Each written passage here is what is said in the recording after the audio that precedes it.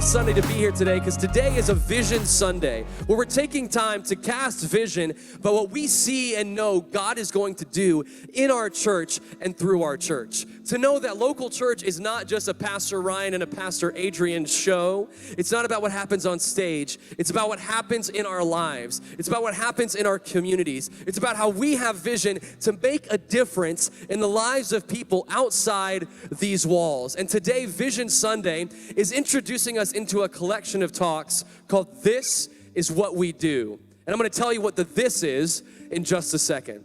But I want you to know that, man, we are called to make a difference here in our city. We're called to see God do something great.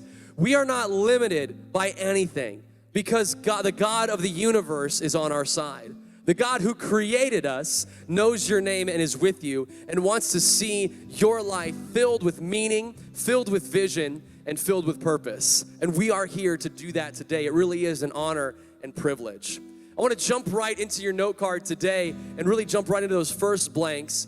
And what I want you to see here is this, is when you're in the right place, at the right time, with the right response, that's when God does the miraculous. When you're in the right place, at the right time, with the right response, that's when God does the miraculous. See, it's easy to be in the right place sometimes just by happenstance. It's easy to be in the right time just by accident. But in those moments where opportunity presents itself, the opportunity to join in what God is doing here on this earth, where we come into play, what we control is our response. Is our yes or is our no? Is our letting go and letting God or our holding on to what we can control? We have a chance to make a response today to see God do the miraculous in our lives and through our church. Can I tell you today, God is a God of miracles. He loves to do the impossible. I don't know what you've walked in here today, whether it's sickness, whether it's financial difficulty, whether you just lost your job, whether your family is completely divided right now or you feel alone. I promise you, no matter what you've walked in here today is not too big for the God that I'm talking about and the God I want to introduce you to today. He is the God of the miracles. He's the God of the unbelievable. And we have a part in that. And man, it's not because we did anything to earn it. It's because God just cares for his kids and loves us that much. That is who you are. You are a son and daughter of God. You know, there's a book in the Old Testament called the Book of Ecclesiastes, a great spelling bee word. But it's written by a guy named King Solomon, and he was full of wisdom in the Bible.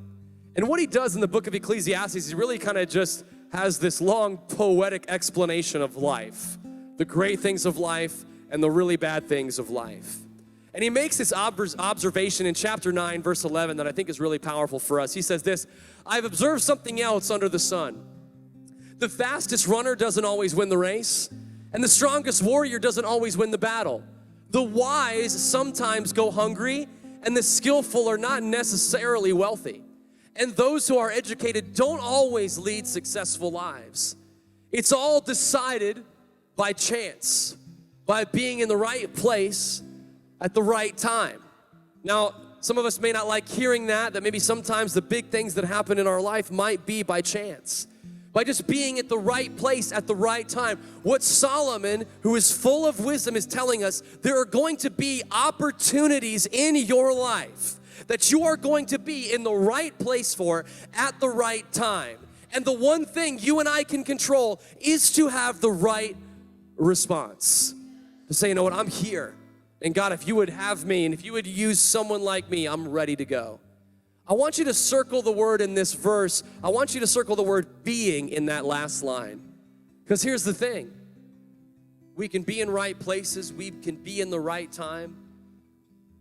But if we miss out on truly being in the moment and truly being present, the moment will pass us by.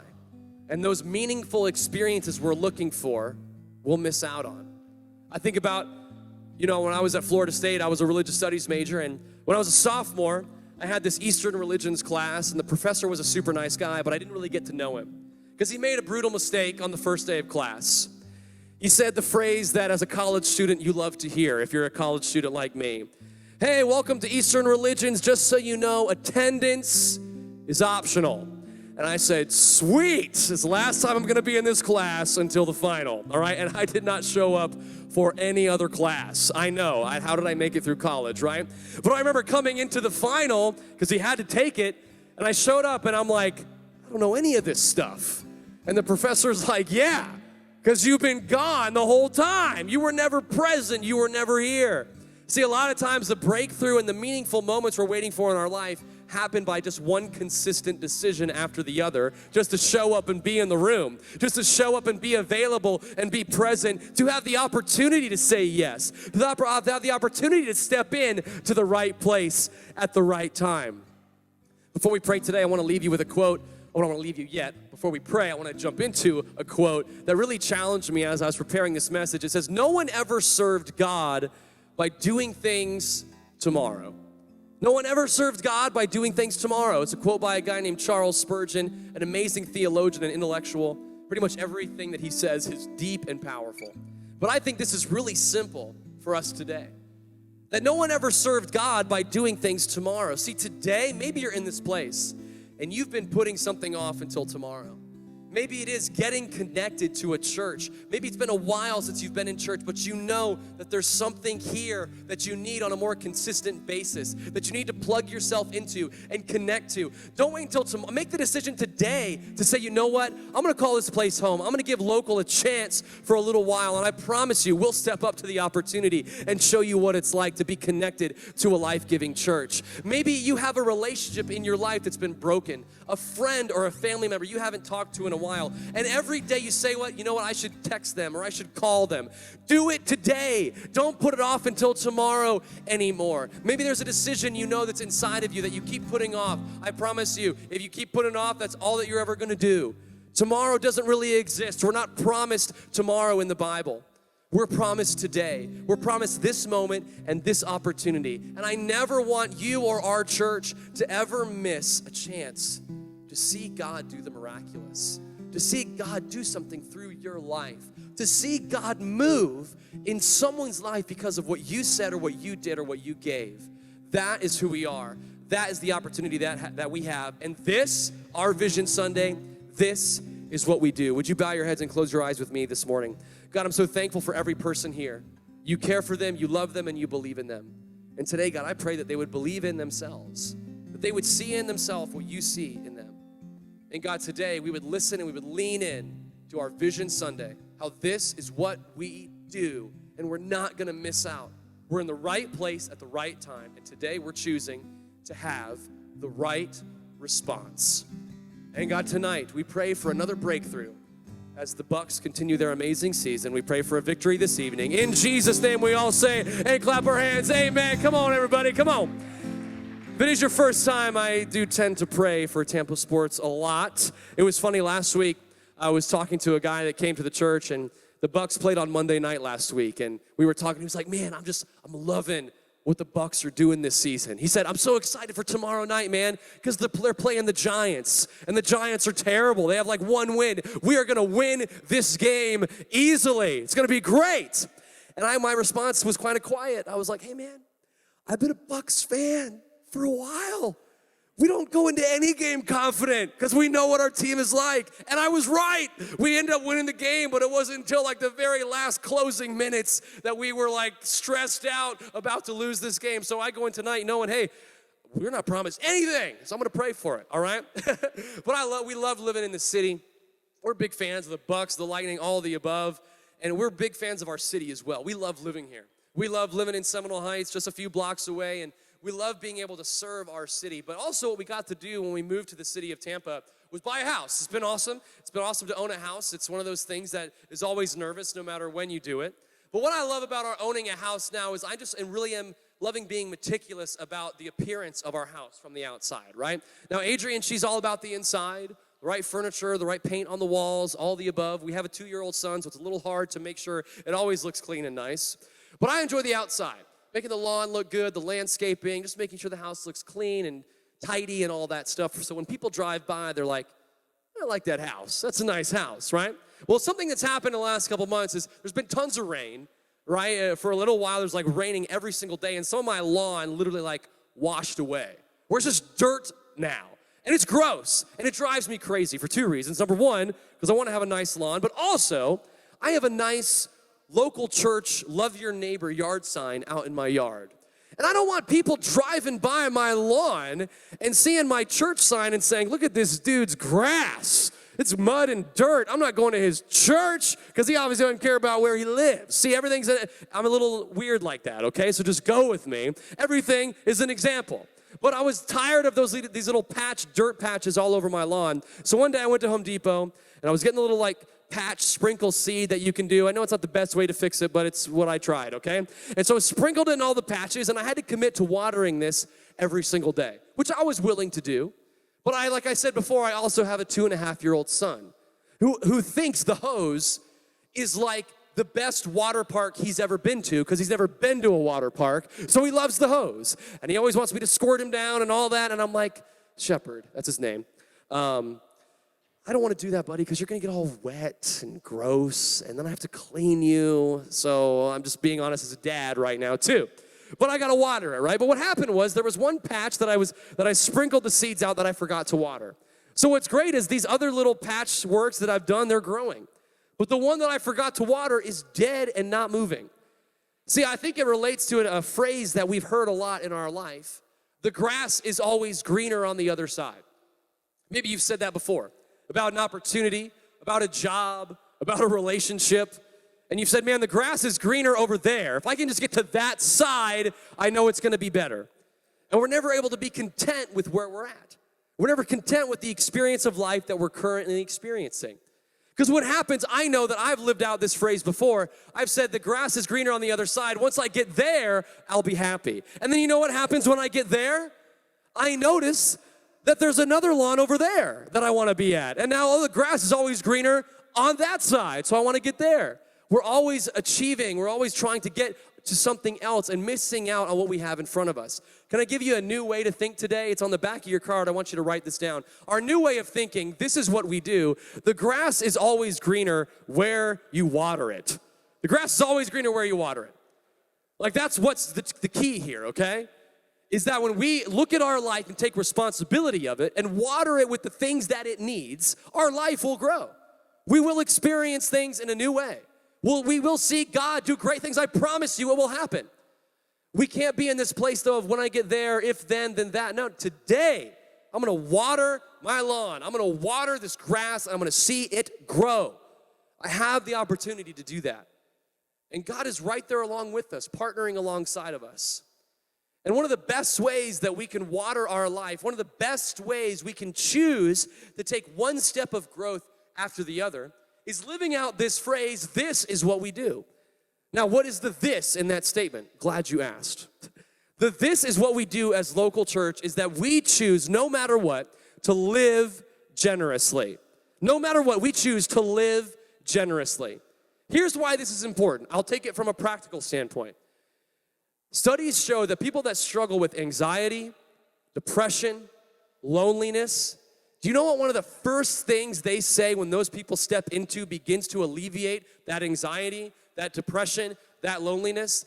Beginning to live generous, beginning to serve and do things for other people, beginning to look out for others, because it reminds them that life is bigger than just what they're feeling. That even in the midst of their anxiety and depression and loneliness, they can actually make a difference in a positive way on someone's life. There's nothing spiritual about that yet, but we know that's obviously true. Because what I want you to write down next to live generously in the margin is God freely gives. As I told you before, I was a religious studies major, so I studied tons of religions in college. And what I learned about a lot of them, from ones that had one God to a million gods, is that it was always about trying to please God. Trying to make the right offerings or sacrifices or behave the right way, giving God the right thing so that He won't destroy you. So that He won't hurt you or forget about you or whatever. And I remember even growing up that way, going through church, thinking that if I didn't behave the right way, God's posture towards me was arms crossed and finger pointed at all the things that I've done wrong. But we don't serve a God like that at all. We serve a God who freely gives. That's a weird phrase, freely gives, right? It means He doesn't require anything in return. It doesn't mean He's asking us of anything. He's saying, here's what I've already given you. Here is what I offer you.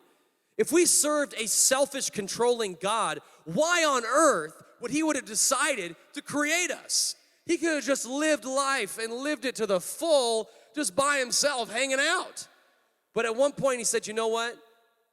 I'm gonna create an example of love and grace and truth like no one's ever seen, because no one's seen it because I'm God. And I'm gonna create people. I'm gonna create sons and daughters and give them the choice to love me. And yeah, I know they'll mess up, but that's okay. That's what love is. And you know, even when they mess up, I'm gonna create a way so they can get back to me. I'm gonna freely give them an opportunity to be back into a relationship with me. It's the most famous verse in the Bible. John 3:16. For God so loved the world that he gave his one and only son. It all starts there. It all starts with God opening his hands, living generously, freely giving to you and me, because that is the God that we serve. That is the opportunity that we have. That's what makes God so amazing. One of the biggest differences, again, that I saw in studying religions all over the world is that every other religion is climbing the ladder of religion, climbing the ladder to get to God. There is only one religion, which is why we don't even call it religion. We call it relationship. There is only one belief system that shows a God coming down from what he had, giving that up, and stepping into this world in our brokenness. The Bible says that while we were still sinners, broken, messed up, worthless, I know the message is so encouraging today. While we were that way, that's when Jesus gave his life for you and me. It was never about earning anything. And maybe you find yourself today and you're still questioning this stuff and you don't really know what you believe. I'm telling you, this is the God that's changed our lives. And it's not a have to, it's a get to, it's not a religious thing, it's a relationship thing. It's a personal thing. And we see that in the story of Jesus. A really amazing thing that God's shown me recently is, you know, when I used to speak, I always felt this pressure that I gotta prove, look who God is, he's great. And then I get in this weird voice. But what I've really seen today is, man, God just wants me every single Sunday to give you the opportunity to see who Jesus is. There's no historically denying that Jesus existed. No one who has any merit of history says that. The guy existed. And the Bible is actually very accurate to what he did here on this earth as he lived generously for you and me. And we see a beautiful story in John chapter 5, verse 2 through 11. That's on your card. I want to read it with you today. It says this: inside the city near the sheep gate was the pool of Bethesda with 5 covered porches. Crowds of sick people, blind, lame, or paralyzed, lay on the porches. One of the men lying there had been sick for 38 years, long time. When Jesus saw him and knew he had been ill for a long time, he asked him, would you like to get well? Now, before we move on, I love Jesus, and he asked some really obviously funny questions. This guy has been laying here for 38 years, sick. I hate being sick for more than 2 weeks, especially now, because people are like, get away from me. You sneeze in public. What is wrong with you, right? Like, that's what's going on. Jesus says, would you like to get well? And he's like, excuse me, sir, I've been laying here for a while. Are you like making fun of me? Would you like to get well? I mean, of course I would. It's like when someone asks me, are you hungry? Yes, of course, let's go eat, always. Doesn't matter what time of day it is, let's go. Dessert, lunch, dinner, let's go, I'm ready. This guy's like, hey, I wanna get well, okay? So what are you talking about? And I love that Jesus goes right up to the man. See, what's interesting about this is Jesus will walk right through the crowds to get face-to-face and personal with the person who needs to hear from him. Jesus will walk right through the crowd in a generous action to get right face-to-face with the person who is this close to giving up. And what does Jesus say? What does the man say to him? Let's keep going. I can't, sir, the sick man said, for I have no one to put me in the pool when the water bubbles up. Someone else always gets there ahead of me. Jesus told him, stand up, pick up your mat, and walk. What's interesting about this is you may be looking into what this guy is saying and wondering what's going on. Well, the pool of Bethesda was seen by culture at that time as some sort of healing spring.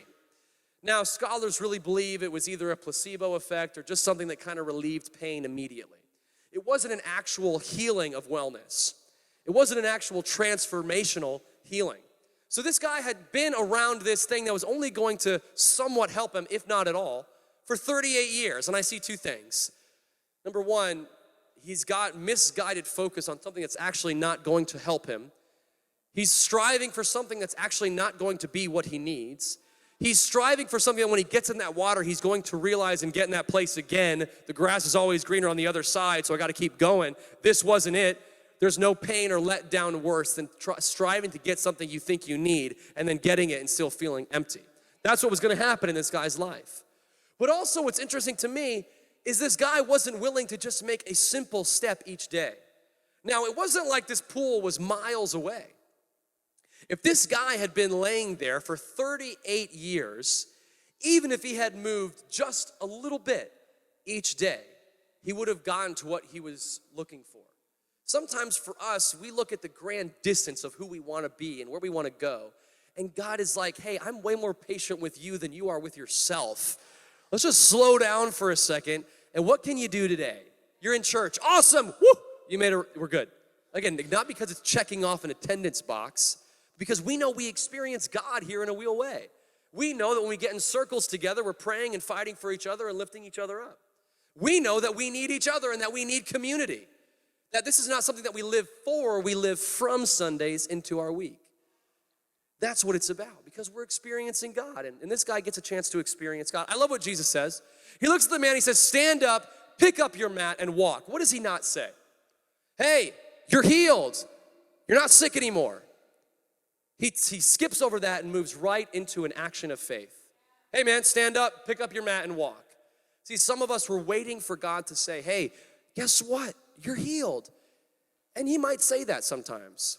But I think sometimes God is saying, hey, you know what? I've already healed you. I've already forgiven you. I've already strengthened and empowered you through what my son Jesus did on the cross, through conquering death, and you're alive already. So all you got to do is stand up, pick up your mat, and walk. You already got what you need. For me, sometimes we're waiting to hear something that God's already done. And he's wanting us to, again, see that we're in the right place at the right time, and now we need to have the right response, just like this guy. This guy could have had the response of, no, not doing that. There's a lot of people around here. I am not being embarrassed by trying to stand up. I don't even know who you are. What was his response, though? Let's see, let's finish off the story right here. It says this, instantly, everybody say instantly, the man was healed. He rolled up his sleeping mat and began walking. Now, I am looking between the lines here, and I don't think this man felt that he was healed. I think when he heard Jesus' words, instantly he just took him at whatever he was saying and stood up. And it was an example of the miracle that happened. And then he rolls up his mat and begins walking.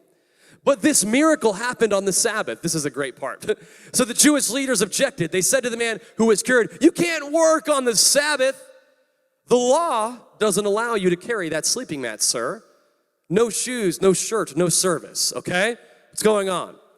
These religious leaders are distracted by what they're in control of. See, the religious leaders had used the law and religion to control people and put themselves on a pedestal. Like, hey, we're actually the ones that God speaks to. We're actually the ones that God cares about, not you. And this law that we're overwhelming you with, you're not supposed to do that. I wonder if sometimes we get so used to, I know I do this to myself, we get so used to what is familiar, what's comfortable, what we're in control of, that we miss out on the miracle that literally is walking right in front of us. That we miss out on, man, God just did something amazing. I'm not going to try and rationalize this with my understanding. I'm just going to celebrate the fact that this dude is walking. Woo! You were laying there for 38 years, man, you're walking. I don't care what the law says. See, Jesus came to fulfill the law and then to let people know that, hey, it's not about the law. The law shows you how messed up you are, and I'm here to forgive you and free you and do the miraculous in your life. I love what the guy says. The man who helped me, he said, pick up your mat and walk. So I'm just doing what he told me, okay? And guess what? It happened. So I'm probably going to listen to him again. I love what this guy says, because in so many words, I think what this guy is saying, again, this is my reading between the lines. In biblical culture, especially with the religious leaders, if you struggle with sickness for a long period of time, it was seen that sin had a hold on your life. It was seen that God was punishing you for something your parents did or your grandparents did, a generational curse on you of sin, which is why you were sick, which is why you couldn't walk. And this man obviously heard that from the religious leaders.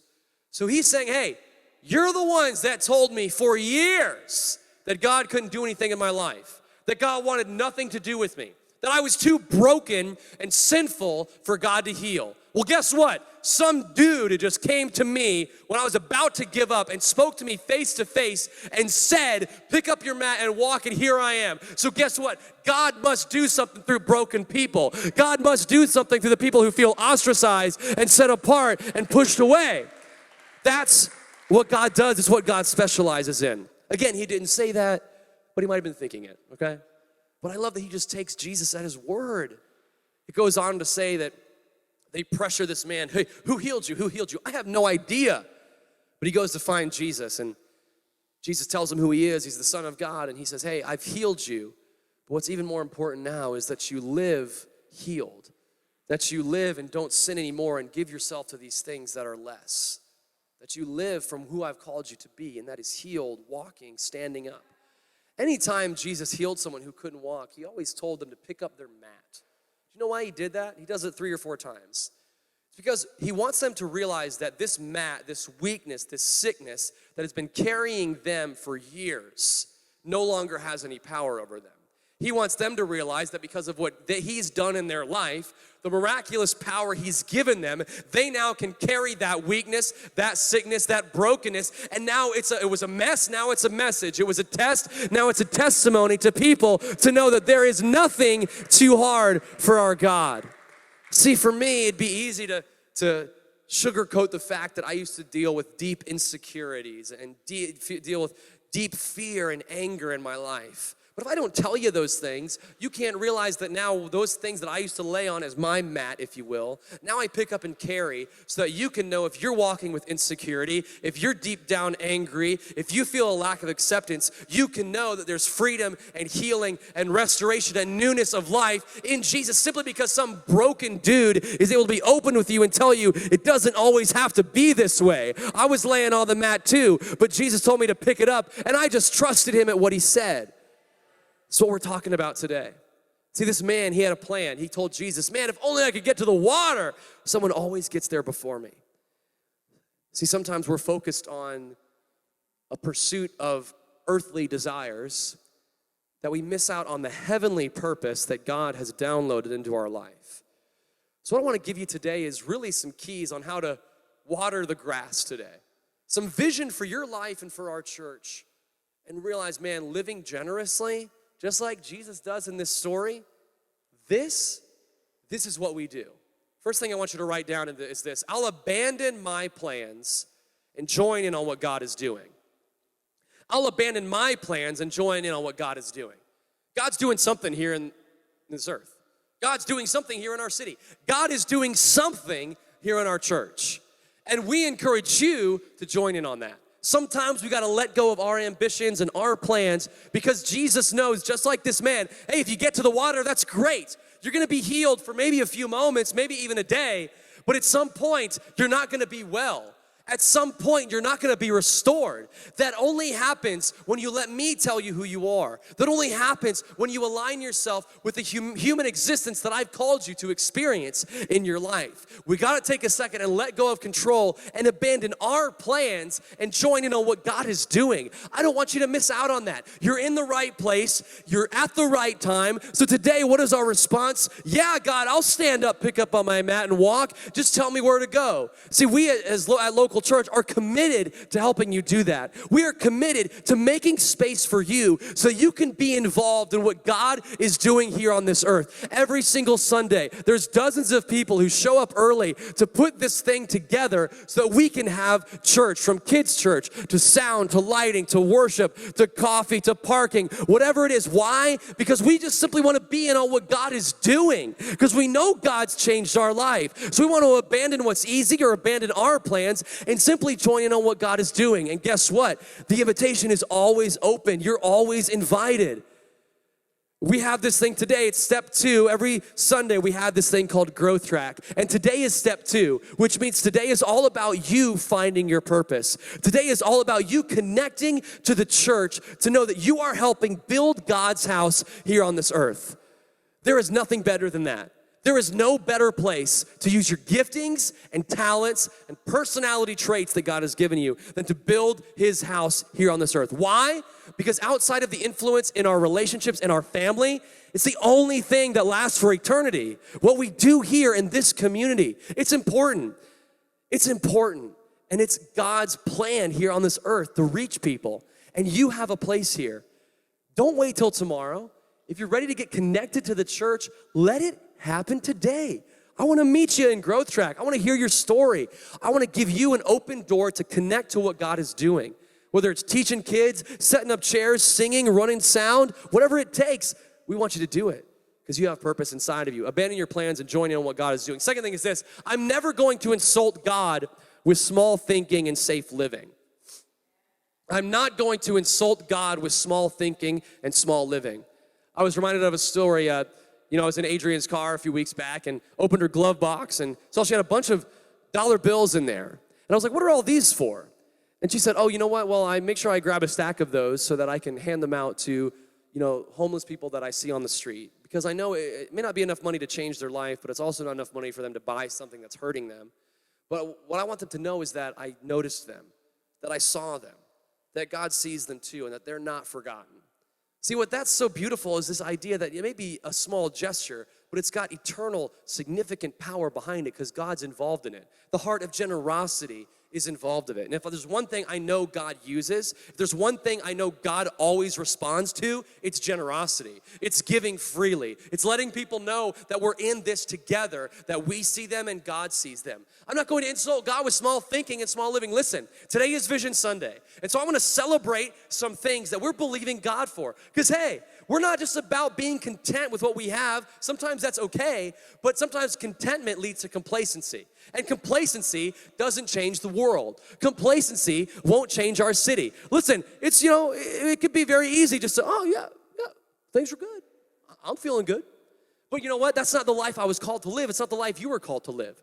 If we live a life that seems easy for us or that we can control, it's not the life that God called us to live. I want to wake up every day like, holy cow, God, I can't believe I get to do this, and I can't do this without you. That's what life is all about. Living a little bit overwhelmed, living a little bit out of our control, because that's when God shows up, and it creates a dependency on God like you've never known before. To have heavenly thinking and outrageous living of God, like you are in this, we're moving, we're taking ground for the kingdom of God no matter what, because we have big vision to see you move in our church and in our city.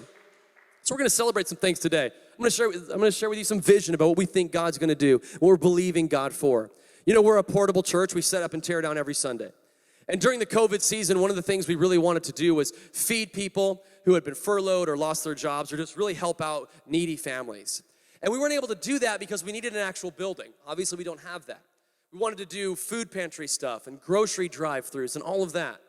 But as I was praying for Vision Sunday, I felt like God just clearly gave me a picture of what we should do. And to realize that maybe we may not have a building, but we can do something even better. We can buy something, we can acquire something that lets us be on the ground, in the streets, being mobile with a food pantry, doing grocery drop-offs. And one of the big vision statements we have is we want to buy a local church. There is always hope. Big old truck like this, so that we can go around and say, hey, you may not ever be able to come through the doors of our church, but we're coming to you. Because our vision is to bring hope local. To know that it doesn't matter if you walk through these doors, we're coming to you and feeding you no matter what, because we want you to know God cares about you and he cares about your family. We want to build this. We want to see this happen. We want people to know the message on the side of this truck is that there is always hope. One of the things we celebrate all the time here is life change. And just a few weeks ago, we were able to celebrate 8 people being baptized here at our church. You would celebrate that. It was awesome. Some of your family members, some of you as well. And what's funny, though, is we're a portable church. We're a little over a year old. We don't actually have our own baptismal. We borrow it from another church. And we'd like to do baptisms a little bit more often, right? Because we know it's a celebration day. And so we want to go buy our own local baptism tank so that the pictures, so that the pictures of this, there we go, that the pictures of this life change can happen each and every single week. We're able to do this. Come on, that's exciting. It's exciting. It's what we're doing. So the big thing here, I'm going to move into some future vision statements in just a second, but the big thing about these is, obviously they're not free. We invest in what God is doing here. Now, I'm going to be honest with you. One of the things I love about the church is one of the things that a lot of people don't like about it, but I love it. And we have to apologize for some of the ways the capital C church has done this. But I love the fact that the church is a place where we all come together and invest with our generosity in what God is doing. We do it freely. Not because we're forced, not because we have to, but because we know this is doing something here on this earth. This is changing people's lives. It's the way God intended it. That the people of the church would rally together and say, you know what? We're going to invest in what God is doing, and we are going to build this together. God does not need anything from us. We need God involved in our lives. And this is a way we do it, by living generously. So I want you to write this down in your notes. It won't be on the screen, but I want to give you a date. December 8th, the first Sunday in December, or whatever the first, it might not be the 8th, but whatever the first Sunday in December is, I think it might be the 6th. Should know better. But anyway, the first Sunday in December, we're going to have what's called a Heart for the House offering. We're going to come together and take up an offering for our truck and for our baptismal tank to see God provide for those needs. Now listen, it's a month in advance. And I'm not telling you that you have to give that day. I would never do that. As your pastor, I will never tell you to give a certain amount or never force you into giving, because that's not what it's about. The Bible says, actually goes against that and says, give people a chance to decide in their heart what they should do. So what I ask you to do, 4 or 5 weeks leading up to the Heart for the House offering, is just right now, pray, God, what would you have me do? And all I would encourage you to do is simply say yes. Because God's never let anyone down when they say yes to him. And he's not about to start with you. God's never let anyone down, and he's not about to start now. So with that offering, we're going to see God move and do incredible things. And I want us to be involved in it so that every single meal that food truck gives out, every single person that comes out of that water, we know as local church, man, I got stake in that. I invested to make that happen. I was in the right place at the right time with the right response. Now, we also have some big future vision statements as well. It's been awesome coming back together, since we're able to meet again from the COVID season. And we're averaging, like 125, 130 people on a Sunday, which is great. But here's the thing about our city.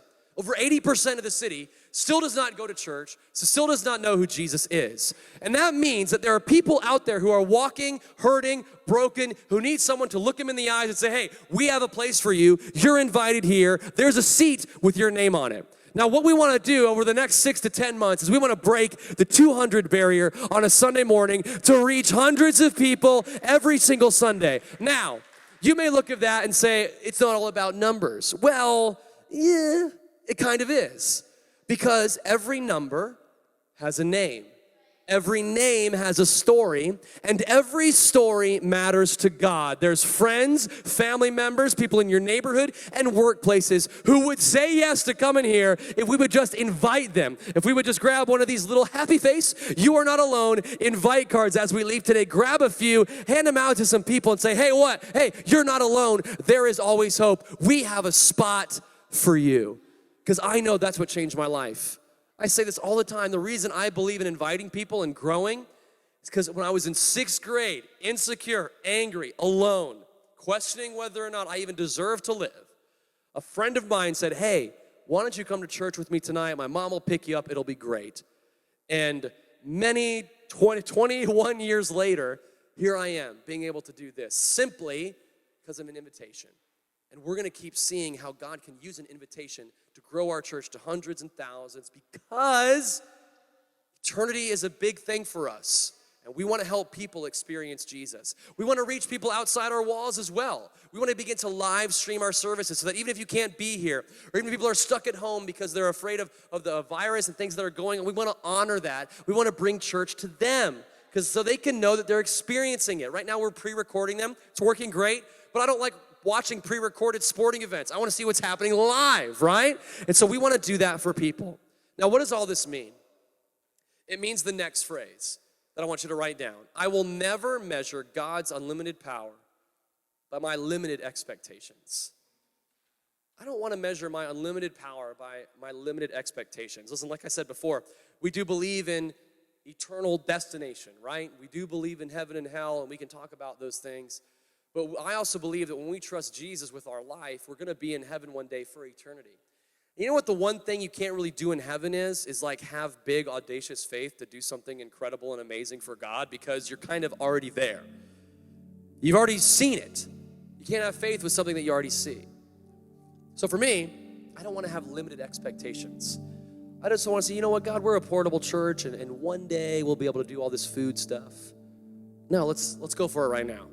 Let's go for something that screams that there is always hope to our community and our city. I don't want to expect less than what God's capable of. I want you to know the God that we believe in at local church is capable of quite a lot. You can look at a broken, sick, beaten man that's been on the ground for 38 years and tell him to stand up, pick up your mat, and walk, and it happens. He can speak to the void and say, let there be light, and light shines. So I'm never going to try and box God in. I'm going to place myself in his hands because his unlimited power is something I want to be a part of. And I know there's going to be chances to be at the right place at the right time, and I simply want to have the right response. Can I encourage you, local church, after what our country's gone through and it's not over yet, the church is in the right place at the right time. And we just need to have the right response. What is the right response? Hey, it's not about what political side you're on.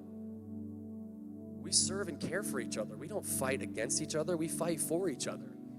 We don't push people out because they may not believe the way we believe or because of the mistakes that they made. We welcome you in because we know we ain't got nothing going on either. We need each other.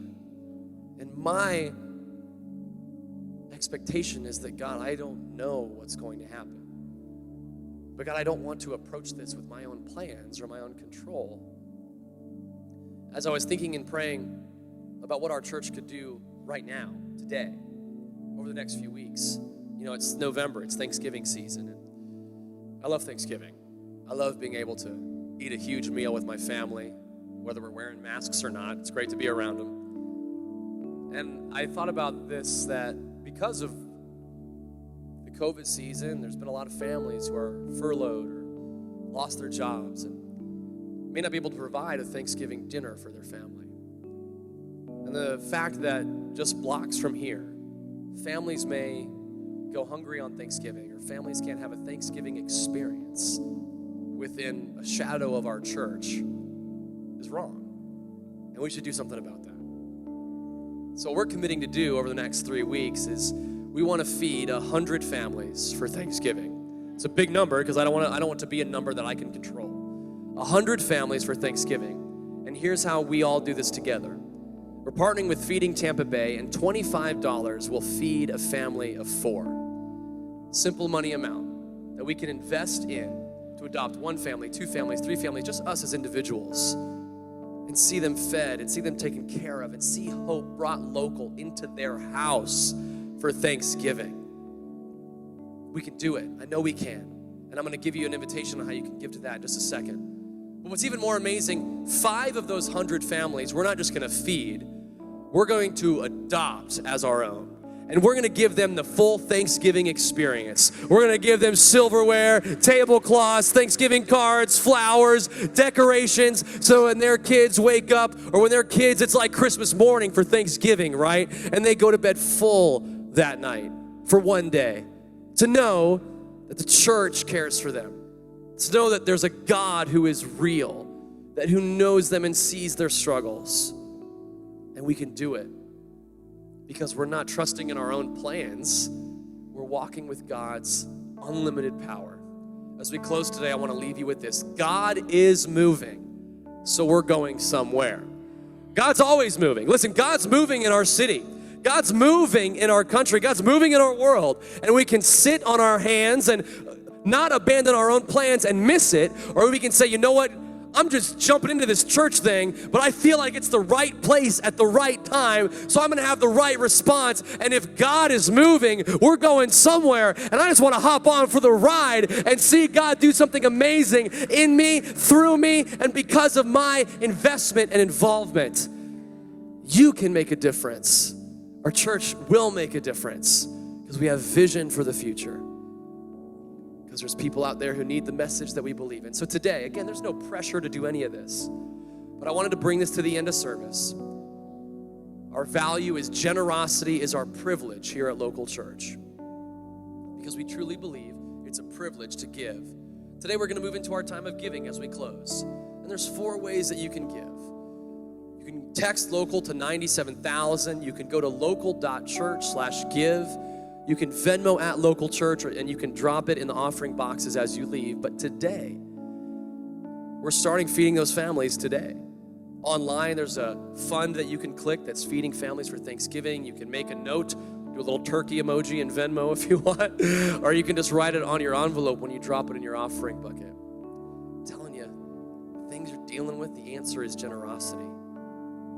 I know in my life, when things have gotten difficult, when I've felt pressed, my natural reaction is to do this. Hold on to what I've got. Take control. But that's not freedom. This man could have said, Jesus, you know what? I'm going to hold this mat. I'm going to wait until I can get to that water because that's what I need. But in a moment, he said, you know what?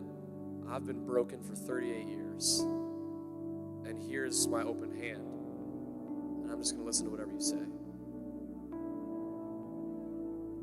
God never forsakes a simple yes. A simple, here I am, God, I'm ready. I'm in the right place at the right time, and here's my response. Would you bow your heads and close your eyes with me as we close?